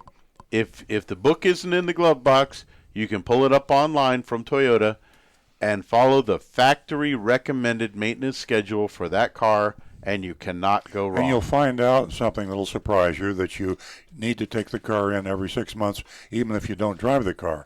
So it isn't 1,000, 2,000, 10,000. It doesn't make any difference. Every 6 months, and a lot of people, low mileage drivers, can't understand that. And without getting into a lot of detail, there's a good reason to change your oil, have your tires checked, and other things on your car. Time is your enemy, just like mileage, and it is actually sometimes worse than mileage. Not driving a car is actually worse than driving it. So 6 months every time, that's usually a good rule of thumb. It is. That's Perfect. Very good. Okay, are we anywhere? Do we have another text, or we got that one there? Yep. I have something I wanted to mention on the general side of the nature of the automobile market. I spent some time yesterday afternoon. I took a rare boat trip, which I don't do often, and on the boat was a banker from Comerica, friend of a friend of mine, and we had a long talk about the industry.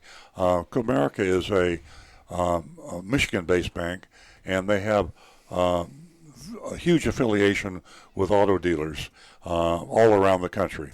They're very, very much on top of the retail automobile market, and they do a lot of floor planning and financing for car dealers.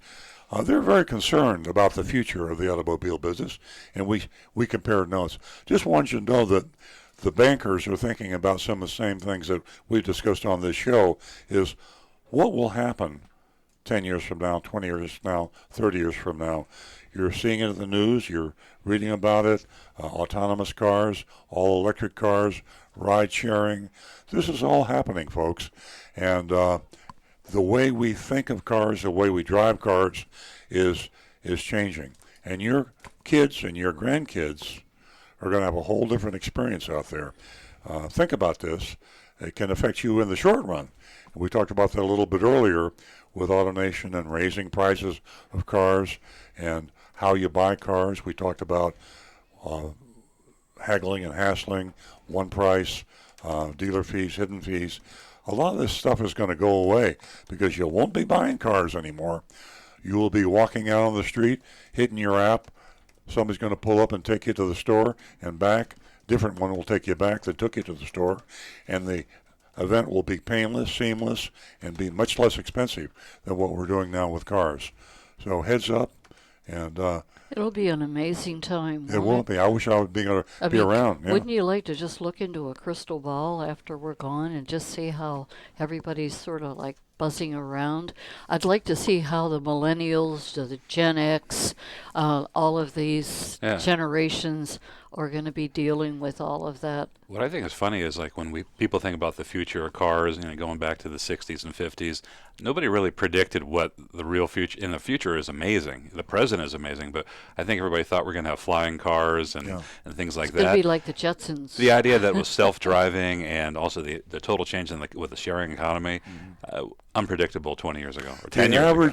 The average car owner uses his car 5% of the time. Yeah. Now, think about this objectively. You're spending an average of $40,000, about what the average car costs, new car.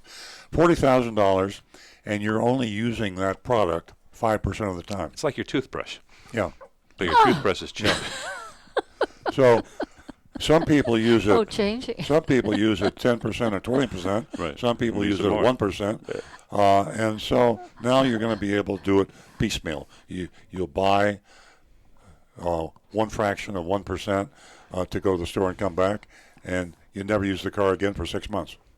Well, it's kind of like in Europe, they complain about the high fuel price over there, but when you buy fuel in Europe, you're paying for your insurance, so those who use more fuel spend more for insurance. Those who only use a little bit only spend a little on insurance. Sounds fair to me, yeah. I'd rather have that than paying for insurance while my truck sits in a parking lot doing nothing and certainly doesn't need insurance for that. Let's get into the mystery shopping report. We shopped Green Acres Nissan, and we had such a good time last week when we mystery shopped JM Lexus. John from Palm City called in and congratulated us on finding an amazing dealer, an A-rated, our highest rated dealer ever, JM Lexus. I'll say it again. You want to buy a Lexus? Drive 50 miles, drive 100 miles, or get on the phone. They might deliver the car to you. Buy your car from JM Lexus if you want to buy a Lexus. I'm going to remind the audience that their vote is really important on this mystery shop. We love hearing how you rate these mystery shops, and we do a lot of work in regards to the mystery shop, so join us, 772-497-6530. Okay, Agent Thunder investigated Lexus's experiment on honesty and transparency, Lexus Plus. We were skeptical that reality would live up to the promise, but it turned out that JM Lexus actually pulled it off and delivered a true one price, one person sales experience. Lowest price on every car. You only talk to one person. You don't go back and forth. You don't get someone trying to sell accessories, somebody else trying to sell you a car, somebody else trying to extend a service contract. It was a seamless, painless experience. The only poor mark they received, JM Lexus, was for charging a $59 dealer fee they called the electronic registration filing fee, and we just think that was a glitch. I haven't called. I meant to call the president of JM Lexus and tell him about this. I'm sure they'll change that, but that's nickel and dime stuff compared to the overall picture. Yeah. A-rated Lexus dealer. To keep things interesting this week, we decided to shift gears, get back into the mud again with the investigation of a too-good-to-be-true car dealer on a too-good-to-be-true advertisement. Make things even more interesting, our inquiry took us to a car dealership we'd never mystery shopped. I didn't realize that. I thought we'd hit everybody. Mm-hmm. But we went to Green Acres Nissan. Yeah, they're pretty new. Yeah. That's in the Lake Worth market. They opened just 2 years ago. And we think it's partly owned by Terry Taylor Auto Group. Terry Taylor is a name you won't hear except here on this show. Terry Taylor is the largest private owner of car dealerships. He's almost as big as AutoNation, but he owns all the car dealerships personally. It's not a publicly traded company. He has partners. It's an LLC. If you attorneys out there know what that is, it's a sharing sort of a thing where you have a managing general partner, and Terry Taylor is the boss of all these dealerships. Amazing thing he's done. I've known Terry Taylor for 40 years. His general manager and partner, Mike Pinocchio. Oh, I thought it was Pinocchio. Is it Pinocchio? No, it's Pinocchio. Pinocchio. Oh, sorry. Pinocchio. Sorry, Mike. Mike Pinocchio is also, he's never heard that one before, right? Sorry. Mike Pinocchio is also a managing partner at Terry Taylor's. Managing partner as opposed to general partner. But Terry Taylor, he pulls the strings. He owns Southern 441 Nissan in Royal Palm Beach. Green Acres Nissan is a pretty dealership. Big. Sorry. Big. Thank you. What time did you type this report? Don't ask. 2 a.m.? I perform best under pressure. Nancy asked me that question. When did Stu type the report? This is what I did in college. Yeah. 300 new Nissans in stock. That's a big Nissan dealer. It is difficult to determine the size of their used car operation because this store pools it with the used car inventory of all the other franchises that they have. On their website, we saw an ad for a new 2019 Nissan Rogue Sport for just $89 per month. Now, that's a good payment. Do people really believe that? Do people really believe that you can buy a car for $89 a month? I guess so. There's no free lunch, folks. It's just absolutely. But it works. So what can I tell you? And the car dealers know it works. And we talked about it last week. The average car payment is over $500 a month. Yeah. So, you see something like that, you got to check it out. It works for people that probably never bought a car. They say, $89. No problem. This ad for a super low car payment was similar to the ad we investigated at Mazda Palm Beach, but this one was arguably more deceptive. Definitely more deceptive, I'll say that right up front. I got a picture of the ad right in front of me. It's almost ludicrous how fine the fine print is. And that's actual size. Yeah, that's actual size. I mean, you can't read it. You need a magnifying glass, and you got to do a screenshot and blow it up. The most visible part of this ad is the big, bold $89 monthly payment. The next most visible phrase, also in large font and bold, right below the payment, is $0 down. So it sounds like it's got $0 down, $89 a month. It sounds like what it can't be. The ad looks like it's offering $89 payment with $0 down, but the actual offer is stupid. $89 per month or $0 down. It just makes no sense. You get $89 a month or put nothing down and have a giant payment. And they study this. They spend hours coming up with this advertising agency. Say, that's it. That makes the suckers think that they could buy this for $89 a month and $0 down. And people come in, they believe it. But I don't know. The ad looks like it's all okay. The next most visible element appears to be a sale price of $20,710. Of course, there is it's invisible. It's not nearly invisible. It is invisible without a magnifying glass. The other thing I noticed they do, they put everything in all caps. So when you have all caps in fine print, it makes it even harder to read. Exactly. Yeah. Runs it all together. Yeah. Now, we blew it up, and I'll read it to you. I won't read the detail, but they've got the VIN, plus tax, title, license, and $999 dealer fee. Lease for 36 months with approved financing through Nissan Motor Acceptance Corporation. Includes taxes, title, and license. $4,999 due at signing. Includes first payment, 12,000 miles per year, zero security deposit, selling price on lease. That's interesting. 20,210. That is interesting. It's interesting because the sale price on the purchase price is $20,000, $3,000 less. Yeah. So that means they marked the lease price up, $2,000. Yeah. Must take delivery from new dealer stock. See dealer for details. That's a lot in that phrase. It's only on one car, the VIN number, and it's one in stock. And if the car's not there, you can't find it, they're sold, all bets are off, and they can move you to any other car. And they don't even tell you what the mileage fee is for over 12,000 miles a year. That's true. No. Good point. So right away, we can see the offer is good on just one vehicle. It's identified by the VIN and the fine print disclosure. We can also see that the offer now requires $5,000 down payment plus another $1,999 plus sales tax on the down payment, another $350 plus tax tag and title, $250 or so. Bottom line, we're looking at close to $7,000 in down payment, which is just absurd. On a lease, that's just on a lease. Makes no sense. $7,000, and the ad says zero down. You think? Right. Okay. This is probably one of the most deceptive ads that you'll see. Agent Thunder's mission was to go to Green Acres Nissan, inquire about the ad. By the way, that's in the Lake Worth area. A lot of people don't know where Green Acres is. I think of the old show with Eddie Albert. I do. Mm-hmm. Green Acres is a place You to said be. you wouldn't sing. That's right. I am. Sorry. Yes, and I think of Po folks.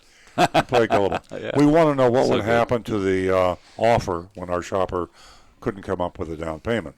Here's a report, speaking in the first person.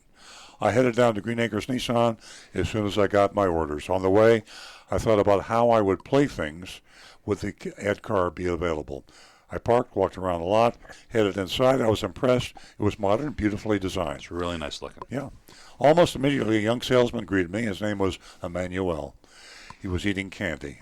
I'm not sure that was pertinent, was it? Why did we have to put that in? I didn't want to embarrass him, but he said it was hard to understand him because he had a piece of hard he was candy in eating his candy. mouth. That's not good. You know, you could hear it rattling around on the teeth. So. A big jawbreaker in his mouth. Maybe. I don't know.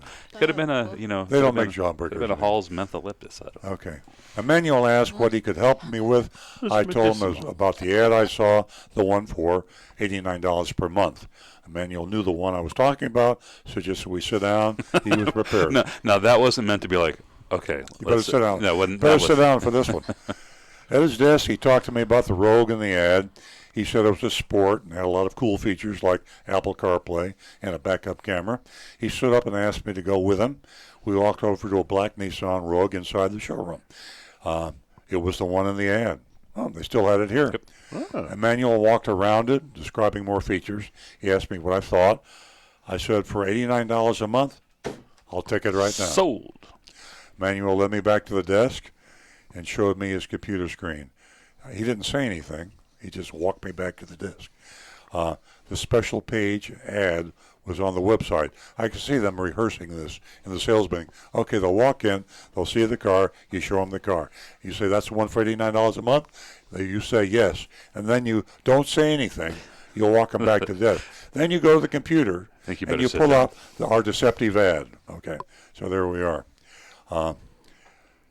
He said it needed to explain how it worked and pointed to the disclosure. He said I would need $5,000 down. I act shocked. I said I thought the ad said zero down. And Manuel said it definitely did not say that. Took out the magnifying glass. See? Now, I will say this, and they get no credit for this because now our customer is already in the store. On their special, what he showed him, it was a little bit more visible. Yeah, well, it's because of the PC. Right. Yeah. So you have the PC screen. So that's kind of cool. You go from the screen you see to the screen the car dealership has. I said I hadn't planned to put any money down. I said $5,000 is out of the question. Emmanuel wanted to know what I could put down. That's the game, right? Mm-hmm. You know, hit them high and keep on coming down a little bit at a time. Honestly, this isn't training. How much can you put down? Yeah. I can put down $2,000.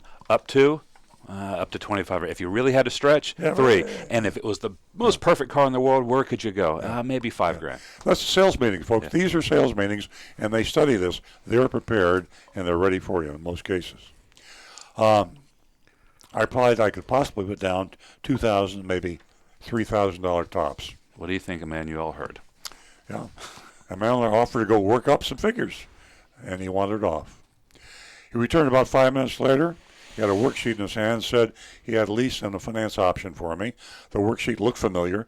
The left side consisted of a grid of lease and finance payment options. The right side itemized the taxes and the fees, kind of like a derivation of the old four-square system. It's kind of like, and they practice this. All these salespeople have been trained, and they know this by heart. You have no chance. When you walk into a poker game and you look around the table and you don't know who the sucker is, you're the sucker, and you're the sucker, and you're in the poker game. Emmanuel showed me with $3,000 down, plus taxes and fees, we'd have a lease payment of $268 per month for 36 months and 12,000 miles per year. This was way higher than I thought it was going to be. Maybe I should have protested, but I was supposed to be gullible. We're being Larry laid down. Pretend to be gullible. I said I was disappointed that I wasn't getting the deal I thought I was, but acknowledged it was a pretty good payment. I said I paid over $400 a month on my last car. I said I'd do the deal. I stood up, said I'd check back I'd be back at 4 with my wife to do all the paperwork. Emmanuel looked horrified. Folks, they want to sell you the car today. They know if you walk out that door, you probably won't come back. The pressure is on. Buy the car today. Okay? So that's where we are now. That's why Emmanuel is horrified. He beckoned for me to sit down. No, he asked what he did wrong. Oh, yeah. He was truly wounded. What did I do? What did I do wrong? Why do you want to go? Because he knew that his manager was watching this, and the pressure was on Emmanuel. You want to know what he did wrong? There was a problem with the deal. I said there was no problem. I just had to get back to my wife. Got to talk it over. It's half her car. Emmanuel sat down, beckoned me to sit down too. I sat. He handed me a credit application and said we should get some of the paperwork out of the way before I came back, before I had to come back with my wife. I stood up and told him as sincerely as I could that I would be back at 4. Emmanuel asked me to wait just one more minute so he could introduce me to his manager. Now, this is one of the toughest things on our shoppers, and Agent Thunder is relatively new. You really have to be hardened. If you're a legitimate car buyer, it's hard to hold up to this pressure because you feel like you're disappointing the salesperson who has ingratiated yourself to him. Usually you like the salesperson. You realize he's got to make a living too. He's got to feed his family. If you don't buy a car, you don't want to disappoint him. And that's part of the selling psychology. And then you involve the sales manager. Now you got 2 people you don't want to disappoint. Standing up and sticking to your guns is a very difficult thing to do. Anyway, he went and got Devon. Devon was the manager. Devon asked me if I could take care of the paperwork now. Please, take care of the paperwork now. He could have the car all ready for me when I came back. Anything to get you to stay for a few more minutes. You'd be surprised how many people cave. Say, okay.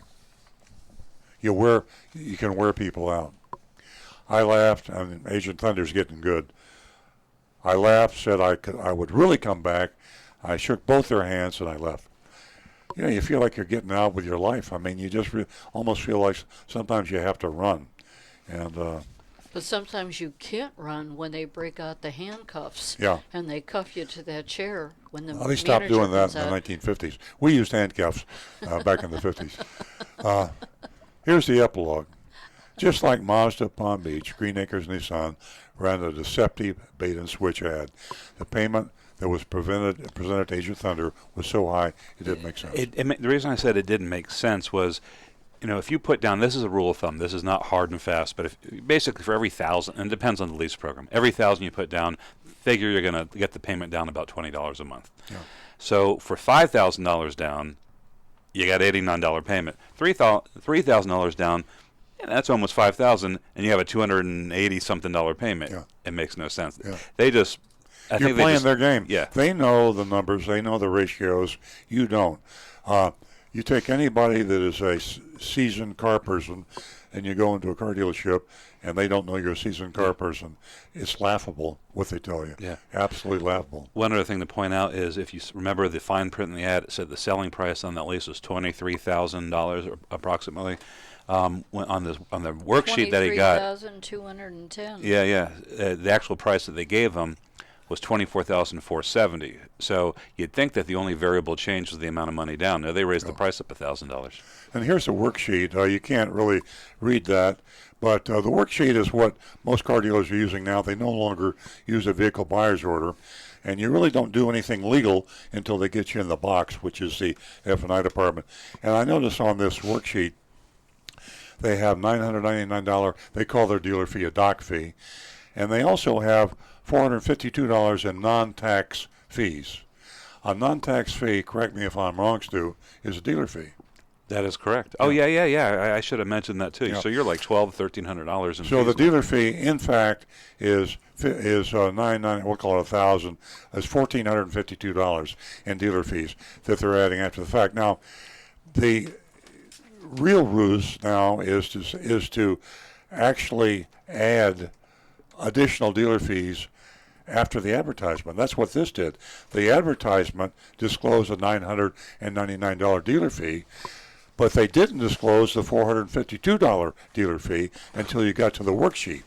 And for all I know, here's the worksheet. For all I know, when you got into the installment sales contract, which is in the F&I department, they have another. They could have other dealer fees. You just don't know. You don't know. So it is so deceptive, and it is so in violation of the law and guidelines and Federal Trade Commission, Florida state statutes, that they're getting away with this. It is just mind-boggling. I get overwhelmed, and I can't stand to get overwhelmed because I get into my consumer suit, and that's one reason I get upset. When I get into my car dealer suit, I have my armor on because I've been doing this for a long time.